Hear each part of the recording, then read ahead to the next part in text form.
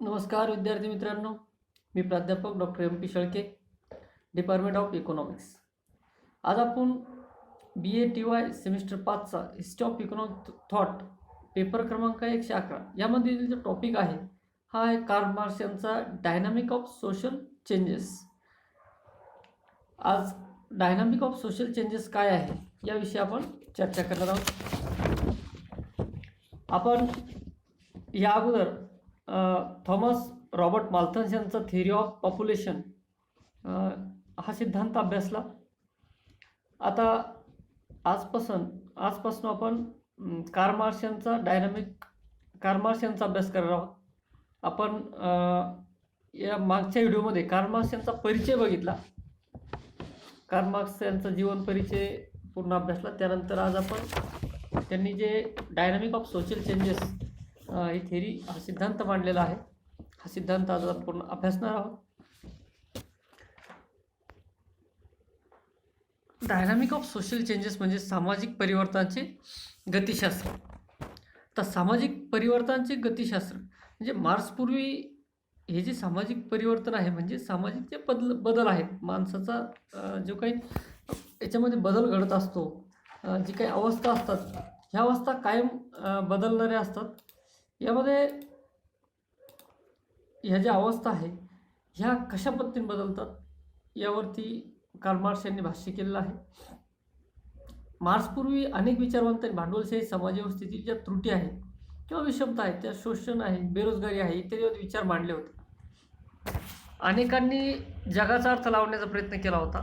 त्याबाबत मार्क्स यांनी असे मत व्यक्त केले होते की जगाचा अर्थ म्हणजे जग कसं आहे, जगाचा अर्थ म्हणजे जग कसं आहे हे सांगण्याचा प्रयत्न म्हणजे हा प्रयत्न होय. परंतु हे न सांगता मार्क्स हे असं सांगतात की जगाचा अर्थ म्हणजे जग कसं आहे हे सांगण्याचा प्रयत्न अनेकांनी केला, परंतु खरा मुद्दा तो जग बदलण्याचा आहे. जग कसं आहे हे सांगितल्यापेक्षा जग कसे बदलता येईल किंवा कसा जगाचा जो बदल आहे हा मुद्दा खरा आहे असं त्या मार्क्स म्हणतात. त्यामुळे त्यांनी समाज बदलाचे गतिशास्त्र मांडण्यासाठी आवश्यक खर्ची घातल्याचे आपणास दिसून येते. मार्क्सवादी विचार म्हणजे मार्क्स यांच्या शिकवणीची एक पद्धत आहे.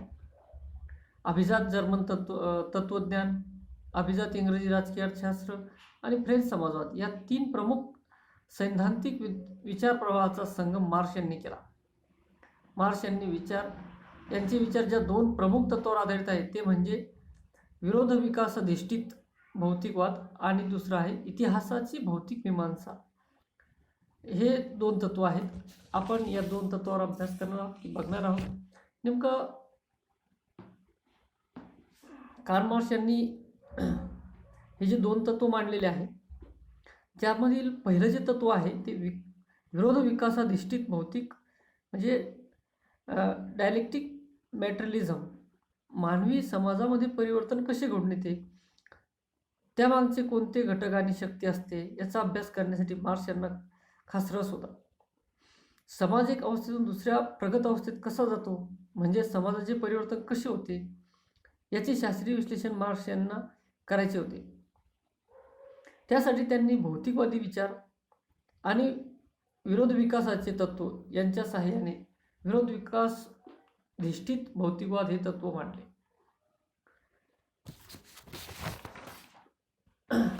सर्व मानवी ज्ञानेंद्रियामार्फत प्राप्त होते.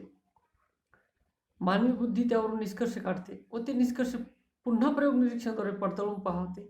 अशा रीतीने प्राप्त होणारे ज्ञान अपूर्ण असेल, प्रसंगी सदोष असेल, पण त्यातच सत्यांश आहे आणि तोच मानवी कर्तृत्वाचा आधार आहे.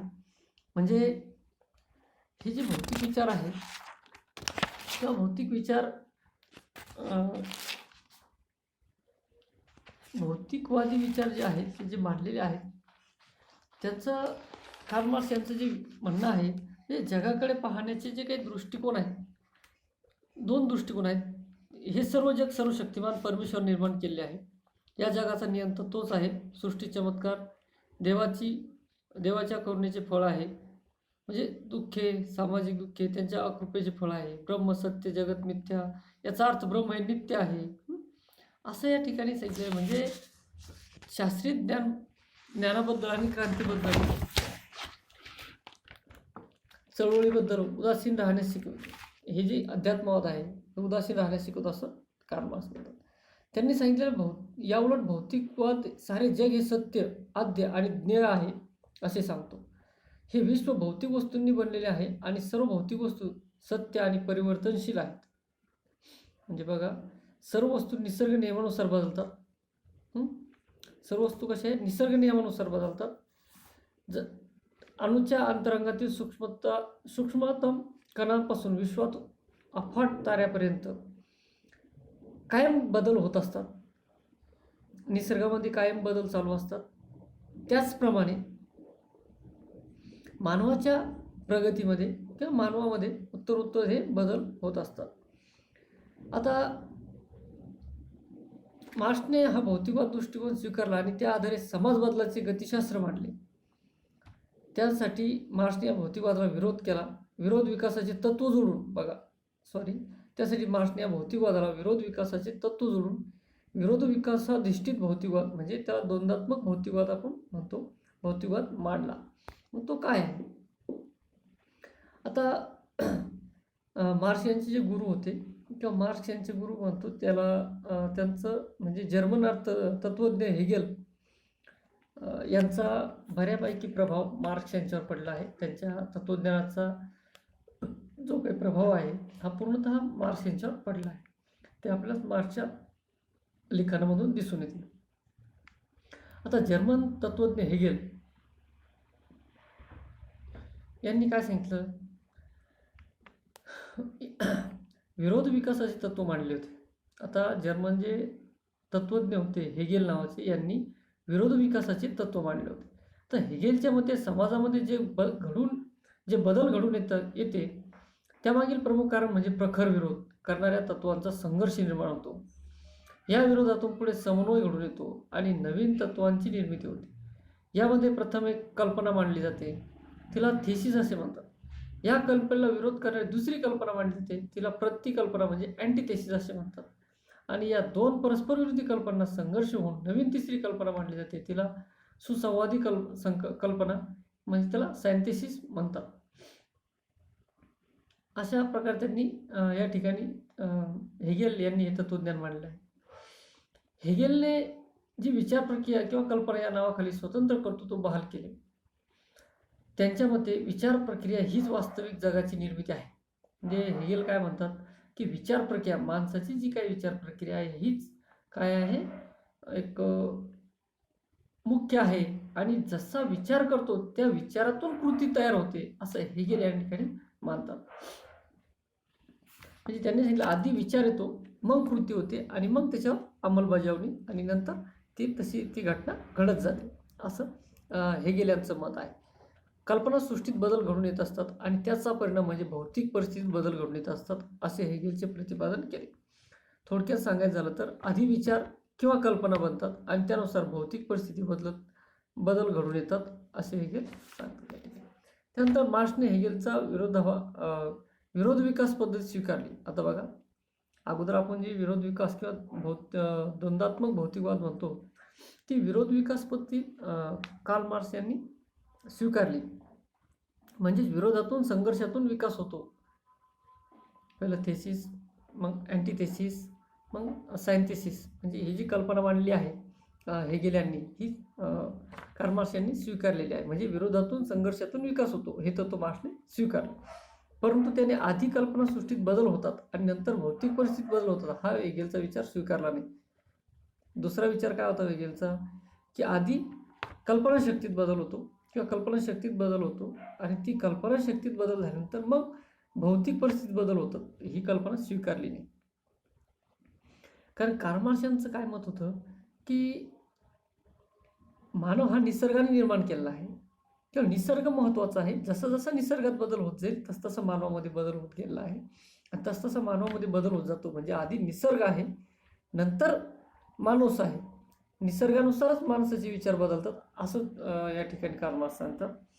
मार्क्सने विरोध विकास ही पद्धत स्वीकारली, परंतु त्याचा उपयोग हेगेलच्या तत्त्वज्ञानाच्या विरोधी विचार मांडण्यासाठी केला. म्हणून असे म्हटले जाते की हेगेलचे तत्त्वज्ञान डोक्यावर उभे होते, मार्क्सने त्याला पायावर उभे केले.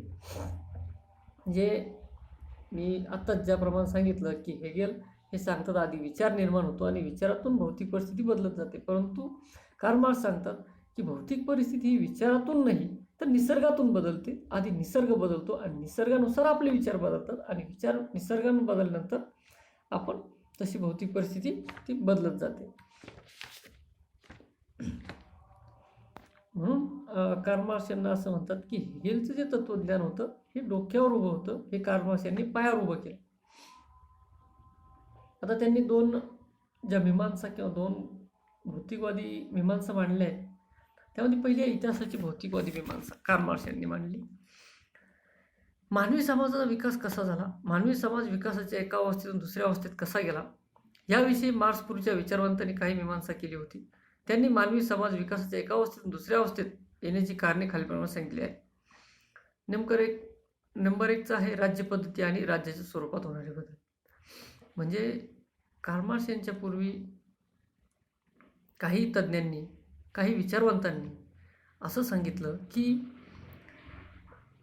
जे काही बदल घडत असतो त्याला कोणते घटक बदल आहेत किंवा एका अवस्थेत दुसऱ्या अवस्थेत जाण्यासाठी जे काही जबाबदार घटक आहेत हे घटक त्यांनी सांगितले. त्यामध्ये पहिला घटक आहे राज्यपद्धती आणि राज्याच्या स्वरूपात होणारे बदल. दुसरा घटक आहे धार्मिक स्वरूपाचे बदल. तिसरा सांगितलं निसर्ग नियमात होणारे बदल. चौथा आहे श्रेष्ठ व्यक्तींकडून केले जाणारे कार्य.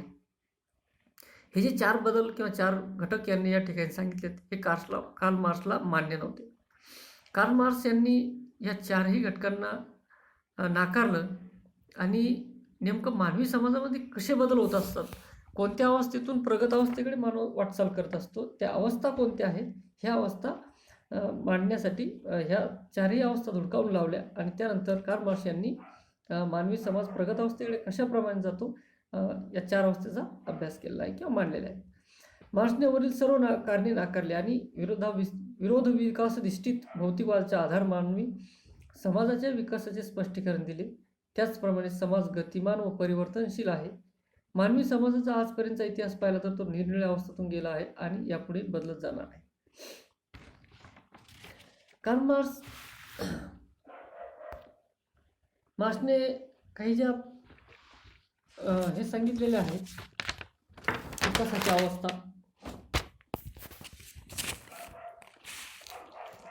त्यामध्ये नंबर 1ची जी अवस्था आहे आदिम साम्यवाद.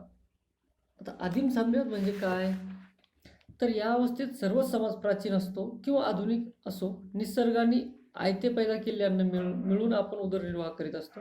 शिकार करणे, मासे मारणे, कंदमुळे, फळे गोळा करणे, क्वचित रानटी धान्य, मध जमा करणे या उपजीविकेची साधने होती. म्हणजे आदिम अवस्था होती त्यावेळेस. त्यांची आयुष्य अत्यंत प्राथमिक अवस्थेत होती. अन्नाच्या पुरवठ्यासाठी ते सर्वस्वी निसर्गाच्या कृपेवर अवलंबून होते. या समाजाच्या मागासलेल्या उत्पादन साधनामुळे समाजातील प्रत्येक व्यक्तीचे कष्ट केल्याखेरीज सर्वांना निर्वाह होणे कठीण होते. श्रम करावेच लागत होते आणि मागासलेल्या उत्पादन तंत्राचे लादले धर्मच होता. म्हणजे प्रत्येकाने आदिमावस्थेमध्ये प्रत्येकाने यथाशक्ती श्रम केले पाहिजे व त्यांचा मागासलेल्या उत्पादन तंत्राने त्याचा विकास केला पाहिजे किंवा स्वतःचा विकास केला पाहिजे. म्हणजे सामुदायिक अधिकार म्हणून मार्क्सने त्याला आदिम साम्यवाद असं म्हणलं आहे. ते प्रगत अवस्थेत त्यावेळेस समाज नव्हता, एकदम कंदमुळे वगैरे निसर्ग पूर्णतः अवलंबून होता. नंबर 2 गुलामगिरीची अवस्था. या ठिकाणी ह्या अवस्थेतून मानव ज्यावेळेस निघाला त्यावेळेस गुलामगिरी अवस्थेमध्ये दुसरी जी 2nd नंबरची अवस्था आहे ती गुलामगिरीची अवस्था होती. परत या गुलामगिरीच्या अवस्थेमध्येही संघर्ष निर्माण झाला आणि श्रम आणि जे काही गुलाम मालक आहे यांच्यामध्ये संघर्ष होऊन तिसरी जी अवस्था तयार झाली ती सरंजामशाही झाली. आणि सरंजामशाही अवस्थेमध्ये एका सरंजामदाराकडे एक विशिष्ट मुलूक असायचा आणि त्या मुलुखामध्ये किंवा त्या प्रदेशामध्ये तो कामगार वर्ग, श्रमिक वर्ग काम करायचा. म्हणून यामध्येही श्रमिक आणि सरंजामशाही यांच्यामध्ये वाद होऊन भांडवलशाही ही अवस्था निर्माण झाली आणि भांडवलशाहीने कारखानदारी निर्माण केली आणि कारखानदारीमध्ये सर्व मजूर एकत्रित आणून एक हाती सत्ता निर्माण करण्याचा प्रयत्न या ठिकाणी भांडवलशाहीमध्ये झाला. मार्क्सने अशी भाकीत केली होती, कामगार वर्ग व इतर श्रमिकांच्या मते भांडवलशाही व्यवस्था उलथून टाकील आणि समाज अर्थव्यवस्था प्रस्थापित करेल. म्हणजे ह्या ज्या 4 अवस्था होत्या, त्या 4ही अवस्था कार्ल मार्क्स यांनी या ठिकाणी सांगितल्या. आणि या 4 अवस्थेनंतर मात्र जी काही अवस्था येईल ती अवस्था समाजवाद किंवा समाजवादी अर्थव्यवस्था असेल, असं भाकीत कार्ल मार्क्स यांनी त्या ठिकाणी केलेलं होतं. धन्यवाद.